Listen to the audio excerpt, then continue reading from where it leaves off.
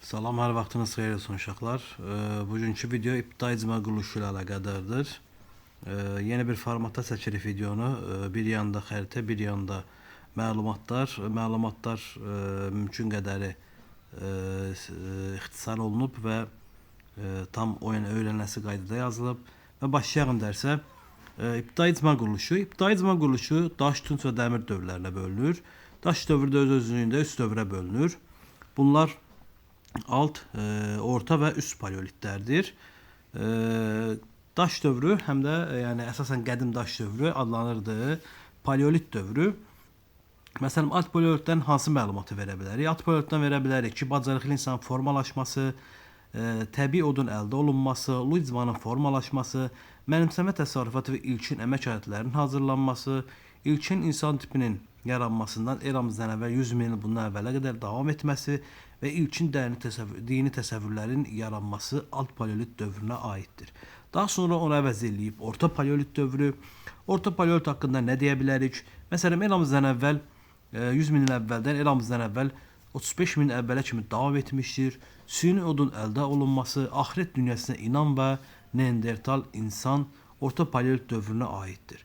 Üst paleolit dövrünə isə deyə bilərik ki, eramızdan əvvəl 35 min il əvvəldən eramızdan əvvəl 12 min əvvələ kimi davam etmişdir. Ağıllı insanın formalaşması, səsin yaranması və inkişafı, incəsənət nümunələri, qəbilə icması, ana xaqanlığı və salların hazırlanması üst paleolit dövrünə aiddir. Daha sonra biz paleolitin o birisi mərhələsi, daha dəqiq desək, paleolit deyil, orta daş dövrü, yəni mezoliti keçəcəyik. Mezolit dövrü isə eramızdan əvvəl 12-ci minillikdən eramızdan əvvəl 8-ci minilliyə əhatə etmişdir. Oxçamanın ixtira olunması, heyvanların əhəlləşdirilməyə başlanması, ilk heyvan it olmuşdur. İbtidai əkinçilik və maldarlığın əsasının qoyulması, istehlakdan, yəni istehsala keçidinin əsasının qoyulması, mikrolit alətlər, harpun, yəni balıq tutmaq üçün bir alətdir. Ölülərin yanında məişət əşyaların və bütlərin qoyulması, ağaçların içine oyularaq qayığın hazırlanması bunlara misaldır. Bundan əlavə mezolit dövrünə aid bəzi abidələrdə aşırı olunmuş bəzi mezolit nümunələri var edir. Bunlardan bir ikisinə misal göstərək. Misal olaraq Qobustan kiçik ölçülü mikrolit alətlər və qayıqlar tapılmışdır. Damcılı mağarası əsasında da öyrənilmişdir. Orta paleolit dövrü buna da misal olaraq daş alətlər və mikrolit alətləri misal göstərmək olar. Mezolit dövrünə aid məlumatları biz Norveç alimi Thor Heyerdahl tərəfindən Qobustanda tədqiqat aparılmış və Azərbaycan gəmiçiliyinin meydana gəldiyi ən qədim diyar olması fikrini söyləmişdir. İndi biz keçək yeni daş dövrünə. Daha sonra xəritə ilə bağlı məlumatları verərik. Yeni daş dövrü isə eramızdan əvvəl 8-ci minillik və 6-cı minilliyə əhatə edirdi. Toxa yaranmışdı. Əkinçilik və maldarlıq inkişaf etmişdi. İnsanlar oturaq həyata keçmişdilər. Dulusçuluq və dərişləmə sənəti meydana gəlmişdi. Saxsı qablar düzəltməyi və daş alətlər cılalanmağı deşməyi öyrənmişdilər. Bu hadisələr gələcəkdə Azərbaycanda metallurgiyanın meydana gəlməsinə mühüm rol oynayacaqdı. Toxuculuqda idən istifadə edirdilər. Bundan əlavə biz yeni daş dövrünə aid tapılmış maddi tapıntıların harada yerləşdiyi haqqında məlumat verə bilərik. Misal olaraq Tovuzda Göytəpədə iri buynuzlu heyvan çənə sümüyündən oraq tapılmışdır. Ağzabəddə Kamiltəpədə daşdan və sümüşdən toxa, oraq dişləri və balta tapılmışdır. Bundan əlavə biz Neolit dövrünü Naxçıvan, Gəncə, Qazax, Qobustan, Təbriz kimi yerlərdə nümunələrinin olduğunu bilirik. İndi keçəyin Eneolit dövrü haqqında məlumat verib, daha sonra bu dövrlərə aid olan məlumatı xəritədən göstərməyə. Eneolit dövrünə də başqa cür mis daş dövrü deyirdilər. Eramızdan əvvəl 6-cı minillik və 4-cü minilliyi əhatə etmişdir. Bu arada yaddan çıxmasın, yeni daş dövrü isə 8-ci minillikdən 6-cı minilliyi əhatə etmişdir. Eneolit, yəni mis daş dövrü daş dövründən tunç dövrünə keçsin dövrü hesab olunur. Mis kəşf olunmuşdu. Bu isə əsasən Gədəbəy və Daşkəsən və Qarabağın dağlıq hissəsində tapılmışdır.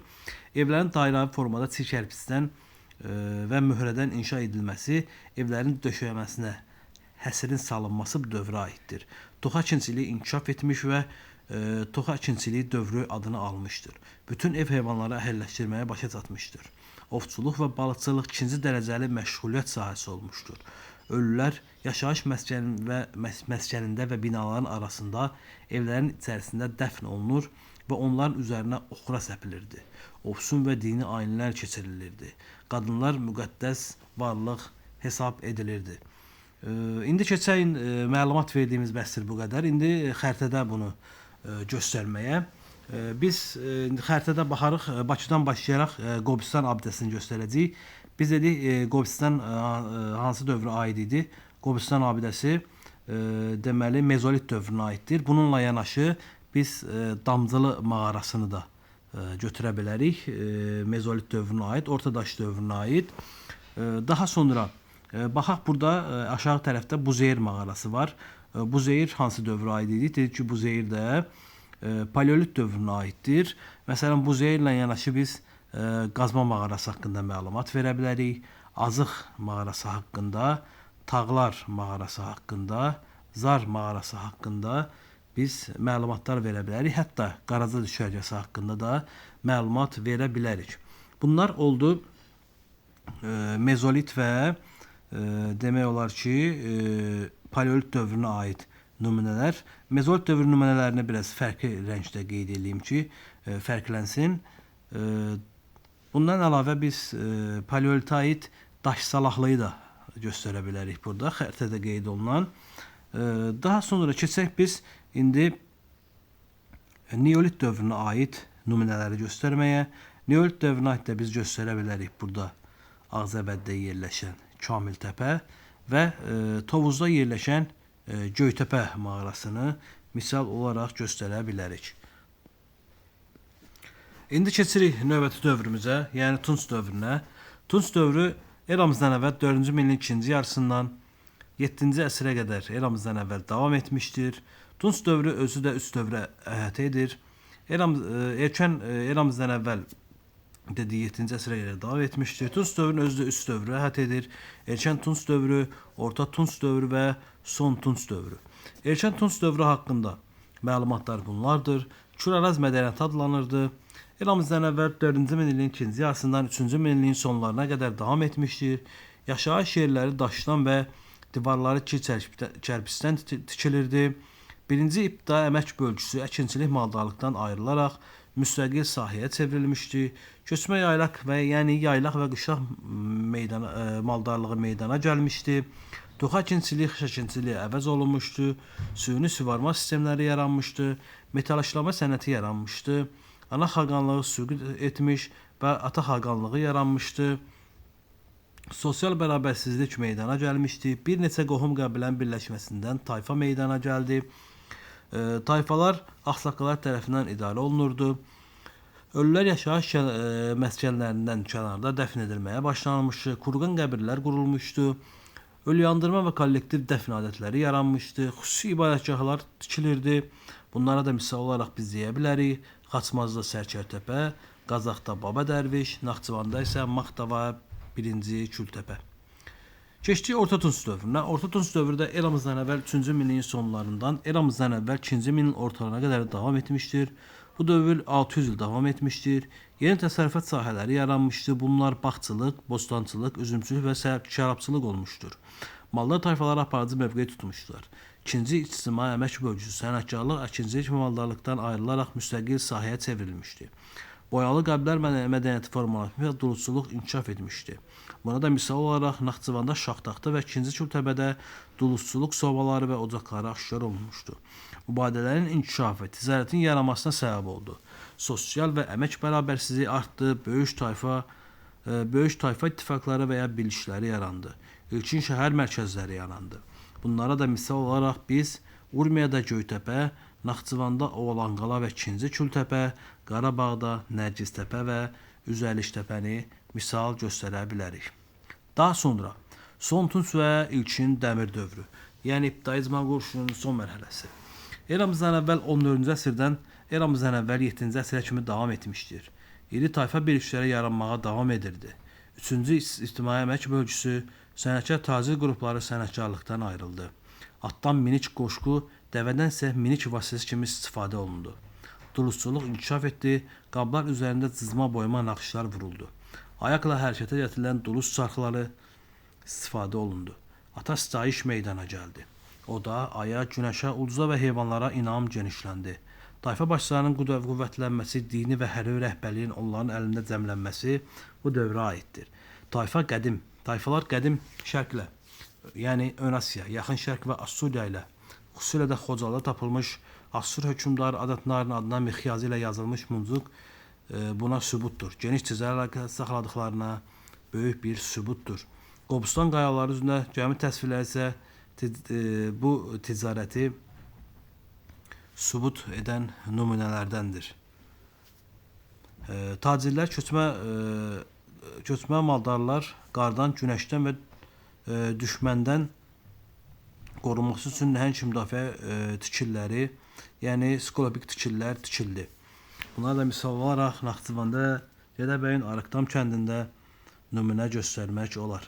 Eramızdan əvvəl 7-ci əsrdən başlayaraq dəmirdən geniş istifadə edilməyə başlanıldı. Dəmirdən əmək alətləri və silah düzəldilməyə başlandı.